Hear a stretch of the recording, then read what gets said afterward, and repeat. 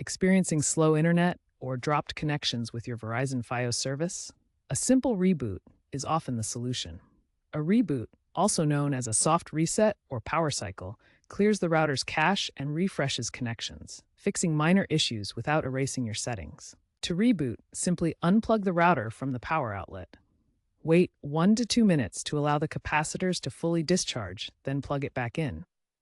The router will restart, typically resolving common connectivity problems. For added convenience, use the MyFios app for a remote reboot option, available since the September 2025 update.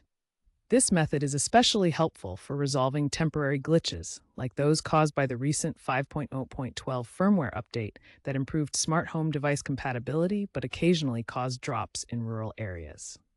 Remember, rebooting addresses about 70 to 80% of router issues without data loss, according to user surveys from tech outlets like CNET and Ars Technica. After the reboot, test your connection to see if the problem is resolved. If a reboot doesn't solve your Fios router issues, a factory reset might be necessary. A factory reset erases all custom configurations, Wi-Fi passwords, and firmware updates, restoring the router to its original state. This is useful for persistent problems like malware infections or corrupted firmware. To perform a factory reset, locate the Recessed Reset button on the back of your Fios router, models like G1100, G3100, and the latest G3300. Use a paperclip to press and hold the button for 10 to 15 seconds until the lights flash. Alternatively, some routers allow factory resets via the web interface at 192.168.11.